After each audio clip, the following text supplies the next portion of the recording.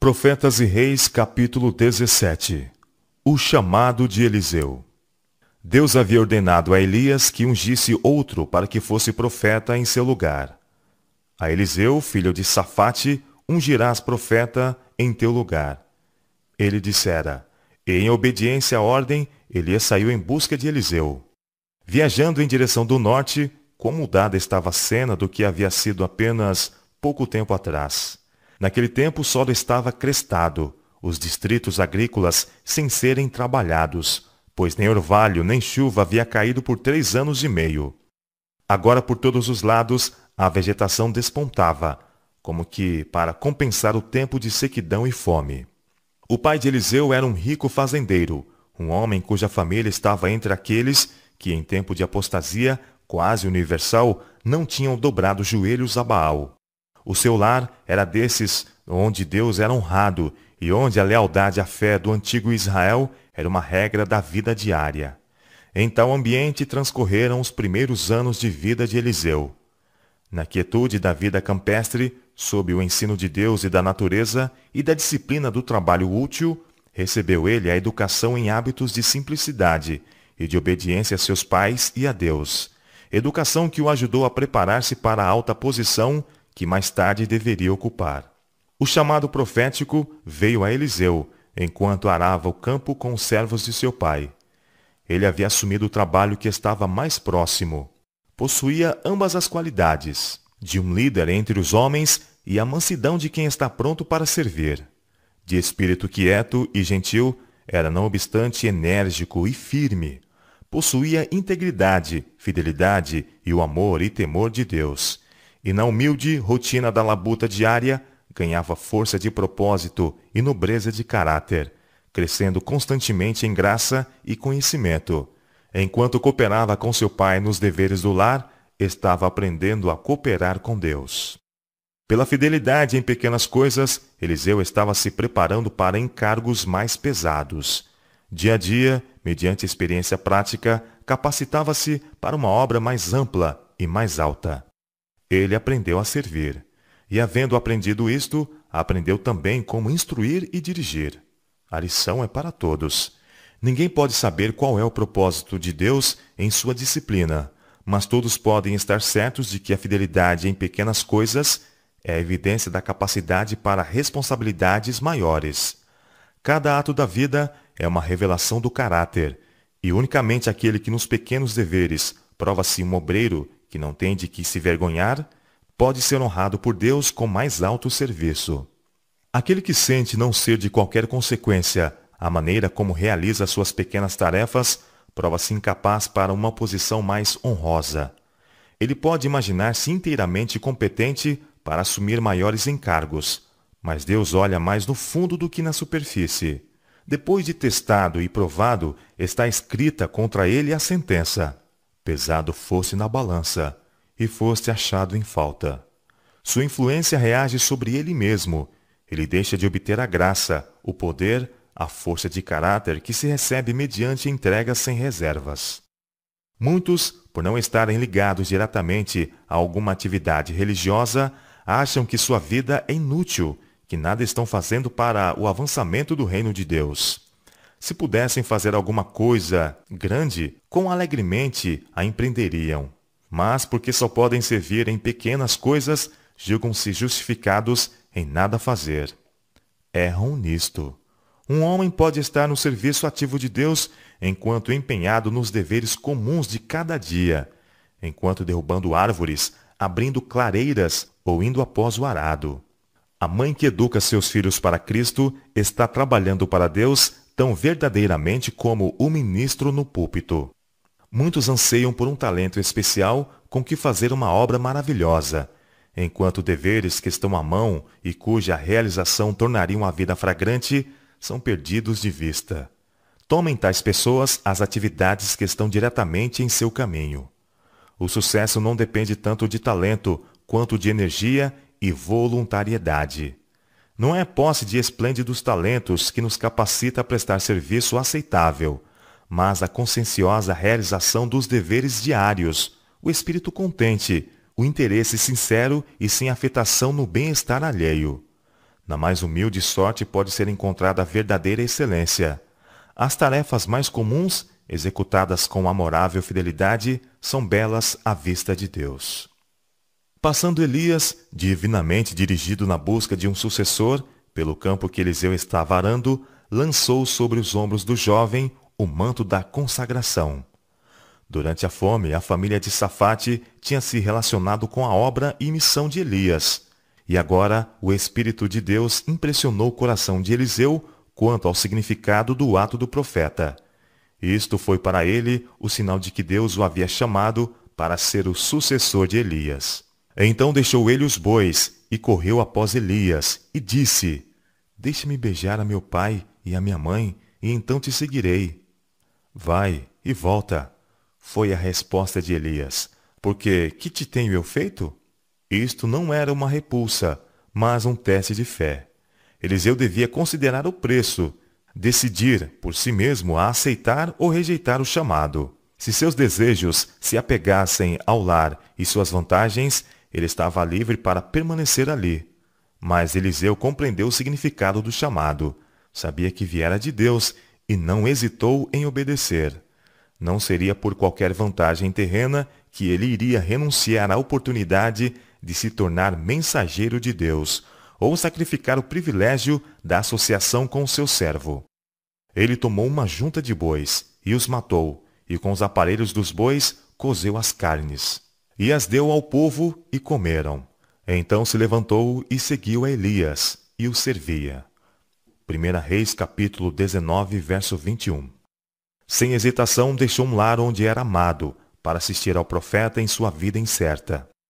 Tivesse Eliseu perguntado a Elias o que se esperava dele, qual seria a sua obra, ele teria sido respondido: Deus o sabe. Ele o fará conhecido de ti. Se esperares no Senhor, ele responderá todas as tuas inquirições. Podes vir comigo, se tens a evidência de que Deus te chamou. Sabe por ti mesmo que Deus me está sustentando, e que é sua voz que ouves. Se podes considerar todas as coisas como escória, para que possas ganhar o favor de Deus, vem. Semelhante ao chamado que veio a Elias, foi a resposta dada por Cristo ao jovem doutor que lhe fez a pergunta: Que bem farei para conseguir a vida eterna? Se queres ser perfeito, disse Jesus, vai, vende tudo o que tens e dá aos pobres, e terás um tesouro no céu, e vem e segue-me. São Mateus capítulo 19, versos 16 e 21. Eliseu aceitou o chamado para o serviço, não lançando um olhar sequer para trás aos prazeres e confortos que estava deixando. O jovem doutor, quando ouviu as palavras do Salvador, retirou-se triste, porque possuía muitas propriedades. São Mateus capítulo 19, verso 22. Ele não estava disposto a fazer o sacrifício. Seu amor por suas posses era maior que seu amor por Deus. Recusando-se a renunciar tudo por Cristo, ele se provou indigno de um lugar no serviço do Mestre. O chamado para depor tudo no altar do serviço vem a cada um. Não nos é pedido que servamos como Eliseu serviu, nem que vendamos tudo o que possuímos, mas Deus nos pede que demos ao seu serviço o primeiro lugar em nossa vida, e não permitamos se passe um só dia sem que façamos alguma coisa para impulsionar sua obra na terra. Ele não espera de todos a mesma espécie de serviço. Um pode ser chamado a ministrar em terras estrangeiras, outro pode ser chamado a dar de seus meios para o sustento do Evangelho. Deus aceita a oferta de cada um. É a consagração da vida e de todos os seus interesses que é necessário. Os que fazem esta consagração ouvirão e obedecerão ao chamado do céu. A todos que se tornam participantes de sua graça, o Senhor aponta uma obra a ser feita em favor de outros. Individualmente, devemos permanecer em nosso lugar dizendo: Eis-me aqui, envia-me a mim. Quer seja um bom ministro da palavra ou médico, quer seja mercador ou fazendeiro, profissional ou mecânico, a responsabilidade repousa sobre ele. Sua obra deve revelar a outros o evangelho de sua salvação. Toda atividade em que se empenhe deve ser um meio para este fim. Não foi grande a obra de início requerida de Eliseu. Deveres comuns ainda constituíam sua disciplina. É dito dele que derramava água nas mãos de Elias, seu mestre. Ele estava disposto a fazer o que fosse que o Senhor ordenasse, e a cada passo aprendia lições de humildade e serviço. Como assistente pessoal do profeta, ele continuou a provar-se fiel nas pequenas coisas, enquanto com diário fortalecimento de propósito, devotava-se à missão apontada por Deus. A vida de Eliseu depois de unir-se a Elias não foi isenta de tentações. Provas, ele as teve em abundância, mas em toda emergência confiou em Deus. Foi tentado a pensar no lar que havia deixado, mas não deu guarida a essa tentação. Havendo lançado mão do arado, resolveu não voltar atrás, e através de provações e lutas, provou-se fiel a seu encargo. O ministério compreende muito mais que pregar a palavra. Significa educar jovens como Elias educou Eliseu, tirando-os de seus deveres comuns e dando-lhes responsabilidades para levarem na obra de Deus. Há no ministério homens de fé e oração, homens que podem dizer: o que era desde o princípio, o que ouvimos, o que vimos com os nossos olhos, o que temos contemplado e as nossas mãos tocaram a palavra da vida. O que vimos e ouvimos, isso vos anunciamos. 1 São João capítulo 1, versos 1 a 3. Obreiros jovens, inexperientes, devem ser treinados por trabalho prático, em associação com esses experimentados servos de Deus. Assim, aprenderão como levar as cargas. Os que assumem este treinamento de jovens obreiros estão fazendo um nobre serviço. O Senhor mesmo coopera com seus esforços. E os jovens, sobre quem têm sido pronunciadas as palavras de consagração, cujo privilégio é estar em íntima associação com obreiros piedosos e fervorosos, devem aproveitar o máximo de suas oportunidades. Deus os tem honrado por havê-los escolhidos para o seu serviço e por havê-los colocado onde possam alcançar maior habilidade para isto. E eles devem ser humildes, fiéis, obedientes e dispostos para o sacrifício. Se submeterem à disciplina de Deus, seguindo suas indicações e escolhendo seus servos como seus conselheiros, redundarão em homens justos, firmes e de princípios elevados, a quem Deus pode confiar responsabilidades. Ao ser o Evangelho proclamado em sua pureza, homens serão chamados do arado e das atividades comerciais comuns que ocupam em grande medida a mente, e serão educados em associação com homens de experiência. Ao aprenderem o trabalho com eficácia, proclamarão a verdade com poder. Através das maravilhosas operações da divina providência, montanhas de dificuldades serão removidas e lançadas no mar. A mensagem que significa tanto para os habitantes da terra será ouvida e entendida. Os homens saberão o que é a verdade. Para frente, sempre para frente, a obra avançará, até que toda a terra tenha sido advertida, e então virá o fim. Por vários anos, após o chamado de Eliseu, este e Elias trabalharam juntos, o mais jovem adquirindo diariamente maior preparo para sua obra. Elias havia sido um instrumento para a derrota de gigantescos males. A idolatria, que sustentada por Acabe e a pagã Jezabel tinha seduzido a nação, havia sido decididamente contida. Os profetas de Baal haviam sido mortos. Todo o povo de Israel tinha sido profundamente despertado, e muitos estavam retornando à adoração a Deus. Como sucessor de Elias, Eliseu, mediante instrução cuidadosa e paciente, devia procurar guiar Israel em caminho seguro. Sua associação com Elias, o maior profeta desde Moisés, preparou-o para a obra que logo deveria assumir sozinho. Durante esses anos de ministério unido, Elias era de tempos em tempos chamado a opor-se a flagrantes males com severa repreensão. Quando o ímpio Acabe apoderou-se da vinha de Nabote, foi a voz de Elias que profetizou sua condenação e a condenação de toda a sua casa. E quando Acasias, após a morte de seu pai Acabe, voltou-se do Deus vivo para Baal-Zebube, o deus de Ecrom, foi a voz de Elias que uma vez mais se fez ouvir em veemente protesto. As escolas dos profetas, estabelecidas por Samuel, tinham entrado em decadência durante os anos da apostasia de Israel.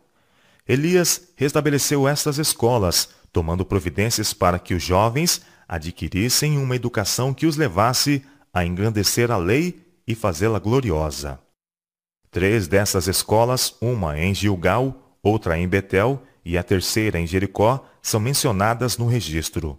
Pouco antes de Elias ter levado para o céu, ele e Eliseu visitaram esses centros de educação.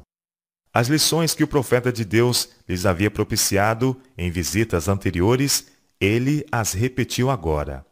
Especialmente instruiu-os com respeito ao alto privilégio de lealmente manterem obediência ao Deus do céu. Imprimiu-lhes também na mente a importância de permitirem que a simplicidade marcasse cada aspecto de sua educação. Somente assim poderiam receber a modelagem do céu e saírem para trabalhar nos caminhos do Senhor. O coração de Elias se encheu de júbilo quando viu o que estava sendo alcançado por meio dessas escolas. A obra de reforma não estava completa, mas ele podia verificar, através do reino, a exatidão das palavras do Senhor. Também eu fiz ficar em Israel 7.000, todos os joelhos que se não dobraram a Baal, e toda a boca que não o beijou. 1 Reis capítulo 19, verso 18. Enquanto Eliseu acompanhava o profeta em sua rotineira visita de escola a escola, sua fé e resolução foram uma vez mais provadas. Em Gilgal e também em Betel e Jericó, ele foi convidado pelo profeta a retornar. Fica-te aqui, disse Elias, porque o Senhor me enviou a Betel. Mas em seu primeiro trabalho de guiar o arado, Eliseu havia aprendido a não fracassar, nem se desencorajar. E agora que havia lançado mão do arado em outro ramo do dever, não poderia deixar-se desviar de seu propósito. Ele não se afastaria de seu mestre, enquanto tivesse oportunidade de granjear maior capacidade para o serviço. Desconhecida por Elias, a revelação de que estava para ser trasladado fora dada a conhecer aos seus discípulos nas escolas dos profetas, e em particular a Eliseu. E agora o provado servo do homem de Deus conservava-se bem junto a ele.